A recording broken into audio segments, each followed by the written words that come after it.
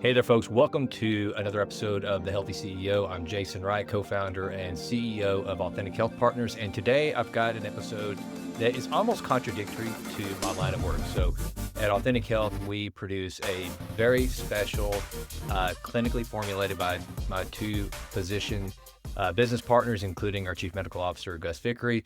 We have created a proprietary stack of essential fats, essential nutrients, and then we plug that in with essential amino acids for our foundational stack. And so it's kind of contradictory that I'm going to come on here today and talk to you about one of those triggering questions that I seem to get, and it relates around supplements. And it's when someone has listened to a podcast, very much like the one you're listening to right now. I told you this is all very oxymoronic. Is oxymoronic a word? I know what an oxymoron is, and I know you know what an oxymoron is, but is oxymoronic? I know what moronic is, but oxymoronic? Anyway, we're going to go with it. It's going to seem kind of oxymoronic. That the co-founder and CEO of a health and wellness business that specializes in supplementation and nutraceuticals gets a little aggravated when people ask about supplements. Now, granted, I don't get all upset about it. I know why they're asking. It's because I am in that line of work, and then health and wellness is what I do. And so they want to know answers. But what I get frustrated is when someone who I know their research has been as little as someone who listened to a podcast sent me this supplement and said I should start taking it. What do you think? And that's whenever the first question that I want to ask is this: how much exercise are you doing? Then the first response I'm going to give them is going to have nothing to do with supplementation. And I'm going to tell you, this audience right now, I would love for every single one of you to be on the foundational stack from our company, Authentic Health. But if you're not, that's okay. If you told me, Jason, here's what I'm doing. I'm staying up pretty late. I sleep in. My diet's kind of crappy. I'm under a lot of stress at work. My relationships, they stink. I don't drink enough water.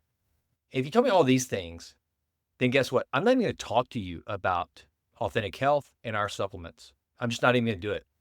I'm going to say we got to correct all that stuff first. We got to get you sleeping better. We got to get you eating better.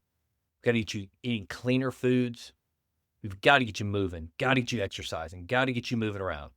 Those are the first things. And then whenever you start taking control of those things, then maybe we start talking about the foundational stack. Now, granted, the foundational stack that we produce is not based on, it's not all about longevity and that sort of thing. It's not really a longevity stack, which is there even that sort of thing? I'm sure that there's been marketers out there that are marketing, NMN and NR and, NAD precursors, which is basically what spawned this whole episode. The question was revolving around NAD. I get it. There are those things out there, resveratrol, that, that market their supplements as longevity supplements. That's not what our stack is. And so therefore it might be even appropriate to say from day one, yes, you should get on this stack, but I wouldn't even do that. The first thing I would do is say, let's get you moving. Let's get you drinking more water. Let's get you sleeping better. Let's get you thinking about the physical attributes of health and the things that you do besides what you put in your body. And here's the reason why. There is not one thing on any shelf. There will be nothing that our medical professionals at Authentic Health will ever produce that will outperform exercise, movement, getting out and going for a walk, getting sunshine, letting your feet touch grass every once in a while, staying hydrated, not eating so much, trying not to be overnourished. I mean, one of the biggest things on longevity, while we're talking about longevity, and no one can answer exactly why, other than our bodies just respond well to it. One of the single biggest benefits that you can give your body is caloric restriction, eating less. In fact, eating fewer calories than you burn has a direct correlation with longevity, at least it would seem. There's a very strong, we can't say that there's causation. We can't say that. We can't say that limiting caloric intake causes longevity. Big difference. Okay. I don't want to overstate, but there seems to be a strong correlation. We don't know why. That's why if anyone tells you that intermittent fasting is going to cause you to live longer and they say it as fact, it's not really true. It's not a panacea. There is no panacea, but what we do know is that calorie restriction has a very strong correlation with longevity. In mice trials, mice studies that they've done over and over and over, it seems that there is something correlated with calorie restriction and longevity. Another thing, and I kind of mentioned that this whole conversation and the genesis of this episode of The Healthy CEO came from a conversation with a dear friend who asked me about NAD supplementation. Some friends had said that they were getting NAD injections. I don't think they were taking NR or NMN, which is an oral supplement that you can take as a precursor to thus generate more NAD. Without getting too deep in the weeds, that's what it is. If you hear people talk about NR and or NMN, the reason why they're taking that is not just because those supplements in and of themselves do something that's great. It's that if they do, they're precursors to help your body produce more NAD, which can increase your metabolic health, your mitochondrial health. It gives you more energy. And that's what people say. It's like if their energy levels are depleting, then they need to increase their NAD levels, which naturally taper off as we get older. Like so many other things in our body, our body produces less and less NAD. And so therefore they're looking for ways to up that NAD production to increase energy, increase performance. Makes perfect sense. It became a really popular topic of conversation when David Sinclair, Harvard researcher, came out with his research and his book, Outlive. I believe, that was Peter Attia's. Lifespan. Lifespan was Sinclair's book. But here's the thing. There's been a lot of follow-up research that's been done. And look, I'm not on the anti-Sinclair wagon. I'm not anything. I'm Switzerland here, baby. I am, because look, I'm not a scientist. And I don't call myself a biologist like Gary Brecka. I'm just a business guy who is very passionate about health and wellness, that turned that passion into a business. That's where I am. Okay. So I want everything I say today, I don't want it to come across as dogmatic. In fact, it's quite the opposite. I would ask each and every one of you, if you're listening to anything that I say, don't go buy anything. Don't even go buy the Authentic Health Stack. Don't even do that. I mean, if you do, fine, but I'm not telling you to do that. All I'm saying is go do some research, go figure it out. And so what I've done is, and where a lot of this came, or this specific question came from my friend was someone had listened to an episode of Andrew Huberman. And if any of you listen to Huberman, then you know that he does take, I think he actually just takes NR and NMN. I don't think he gets injectable NAD. There is no oral supplement for NAD. So that's why I keep saying that. So if you're going to get NAD, you have to get it injected. And I'm pretty sure Huberman did a podcast. I think he's done several. He's done a lot of conversations with Peter Attia on NAD. And essentially what he said, and here's the condensed version of Andrew Huberman's take on NR and NMN and NAD, is he supplements for it. And he does believe, and he even says, it's not based on a trial. What his opinion is not based on a trial. It's based on anecdotal evidence as resulted in his own usage, in which he says, I do the NAD precursors, and I can mostly tell when I don't do it. He said that if his energy levels are tapering off and he takes it, he feels good. But he doesn't feel a natural, and I believe I had this right. He said that it's not like he feels some increase in energy. It's more sustained. He's able to maintain, he says he's always been a pretty high energy guy. If you know anything about Huberman, he has a pretty freaking rigorous workout schedule. Plus he does his podcast. Plus he's a professor at Stanford. Plus he's got all of his research.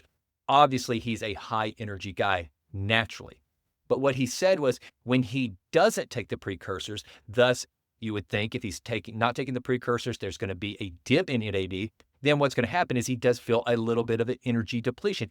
But he was very clear about it. He said, that's just me. He said, that's what happens in me.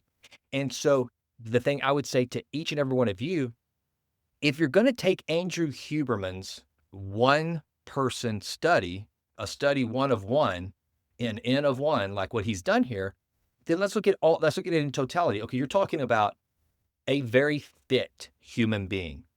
I mean, Andrew Huberman is freaking jacked. The dude like runs up hills with giant logs and stuff. He's serious. He eats well. He is a naturally bright, very intelligent guy that does a whole host of other things. Cold plunge, sauna, sleep. He does all these other things. So this is just one tiny aspect, just one little, this is like an entire symphony in only focusing on the violin.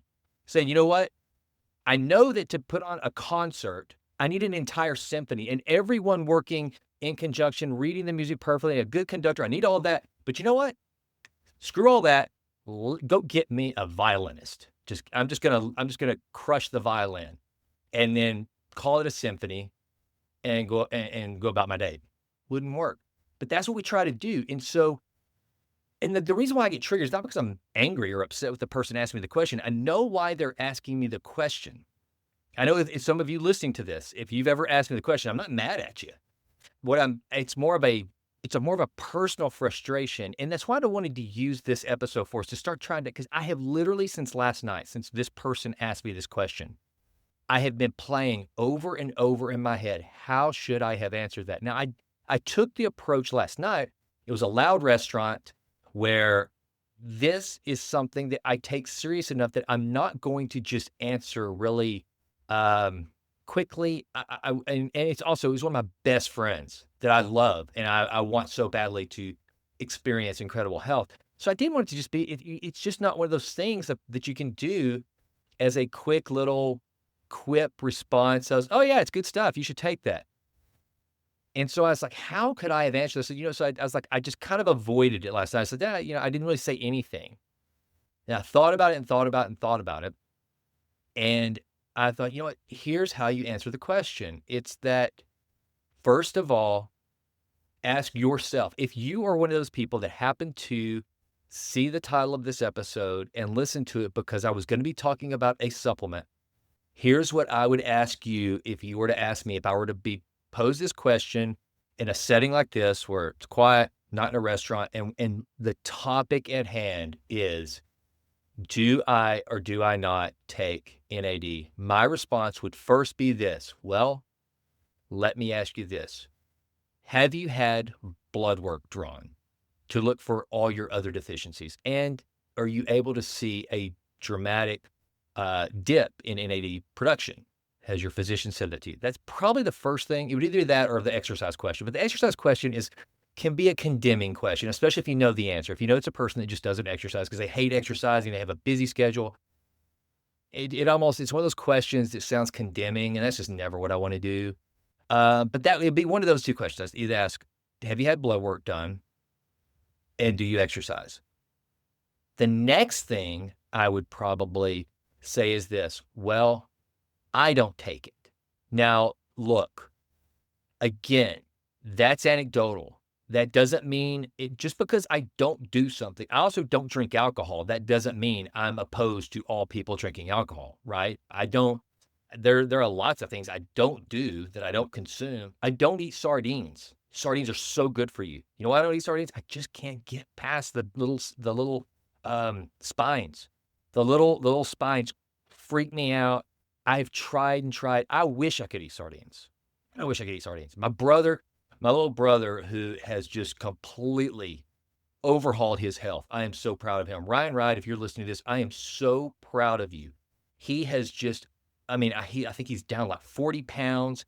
He looks amazing. And he's just taking control of his health in a way that few people that I know ever have. So it's been really cool to be able to encourage him on that journey. And one of the things he'll do is he'll send me pictures of his meals, like, hey, what do you think about this? And he'll send me the macros. and he'll send me the picture of these beautiful freaking sardines. I just think sardines look good. I mean, back in the day, remember the cartoons? They always had sardines on the cartoons with all the fancy meals. Like if they had like some Rockefeller type figure on a Bugs Bunny episode, they were crushing some sardines. I mean, sardines used to be like a delicacy for the rich. I wish so badly I could eat them, but I just can't. So anyway, I think I would say, well, I don't take it. And I'm pretty serious about my health. I take it pretty seriously. I don't take it. So that there should be, but that's not, and then the follow-up question would probably be, oh, why? Do you think it's bad?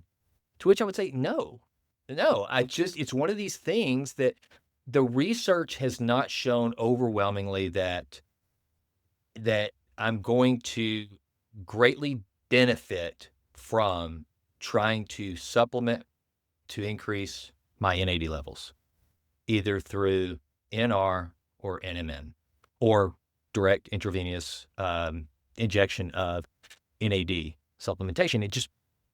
There's other things, there's other levers I can pull that I'm going to pull.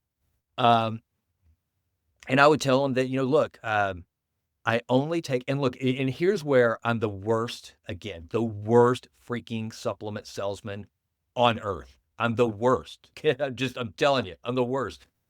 Thank God I'm the co-founder and CEO of my own company, because no one would want to hire me because I was talking to someone at dinner a little while ago and they were asking me about our stack. And I said, you have to understand something. I hate talking about it because it makes me I feel like I'm a snake oil salesman, because I know that's what people think of people that are in the nutraceutical and supplement business. So I hate even talking about it. But I would just say this, that it's the only thing I take. I add two things to the foundational stack. I add creatine. I take 5 to 10 grams of creatine every single day, and glutathione from Dr. Nayan Patel's company, Glutaril. I have no financial benefit whatsoever, but I do that. It's the body's master antioxidant.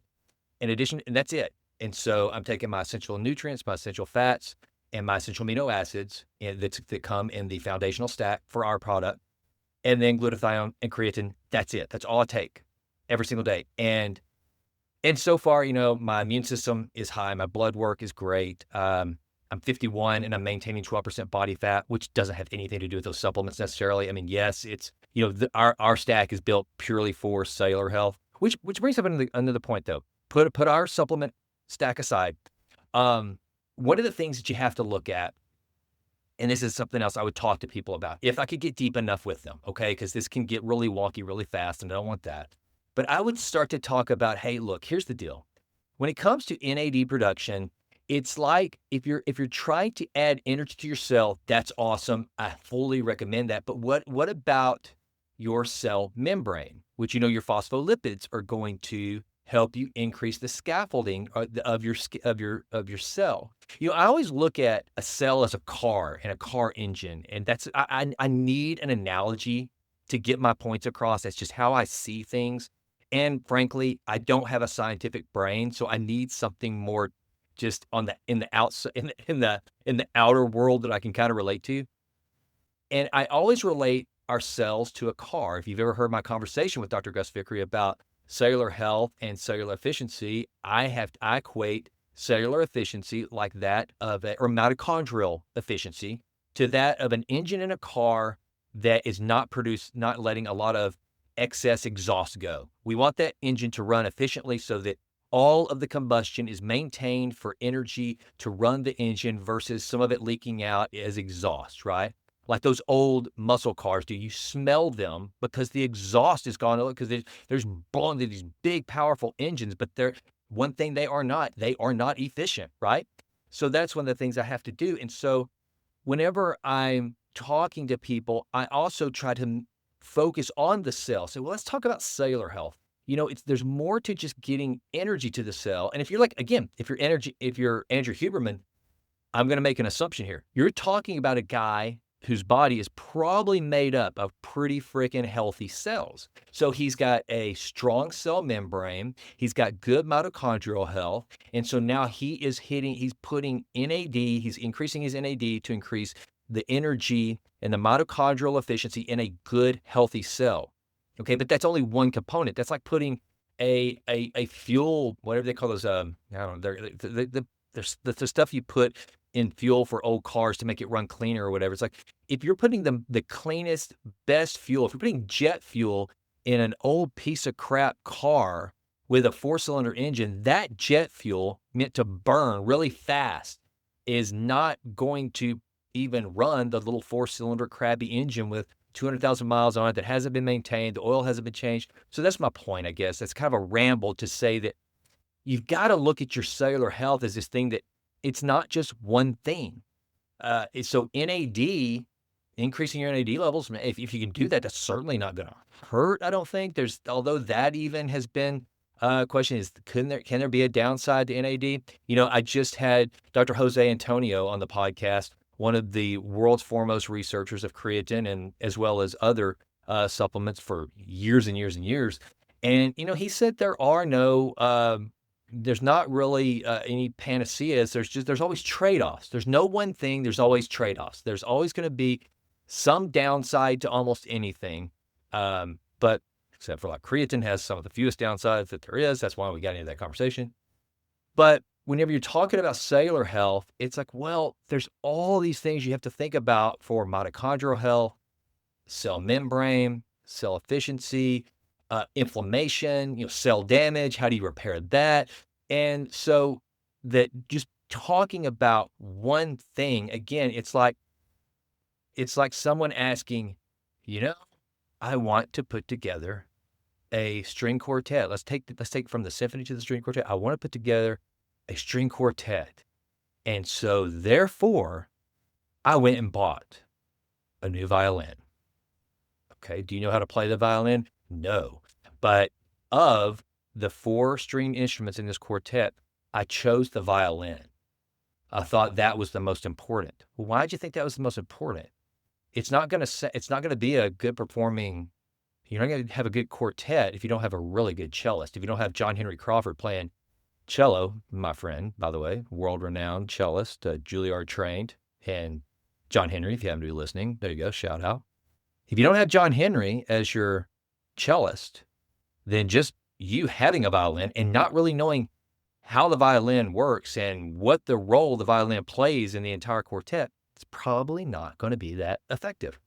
So what I want you to do is, this is the takeaway on NAD. This really isn't an NAD specific podcast. NAD was just the question that prompted this about supplementation. From the CEO of a nutraceutical company, supplements are not the answer to your overall health. They're just not. They're also, and can be, one of the greatest supporters, supplementers of the things you're doing. That's all they are. They are to supplement the things your body isn't producing at a necessary level, or it meaning that your body either doesn't produce it at all, like vitamin C, or it's something like, or essential amino acids. Your body doesn't, you've got to get those from an external source. So they supplement what you're not eating, or maybe it's due to age. Your glutathione levels, they drop as you get older. So, that's your body's master antioxidant, helps you recover quicker, helps keep your immune system robust, keeps you feeling good and fighting off colds and flu and that sort of thing. So probably should supplement that to try to pick it up. It's all it is. But it's an entire symphony of actions, activities, thought processes. Maintain good breath work, good sleep, good nutrition. Don't overnourish. Don't undernourish. You GLP-1 takers out there, don't undernourish. Those drugs, by design, are made to squash your appetite. So therefore, if all you're focused on is losing weight, well, you're going to lose weight, but you're not just going to lose fat. You're also going to lose muscle, which is going to be terrible for your bone density.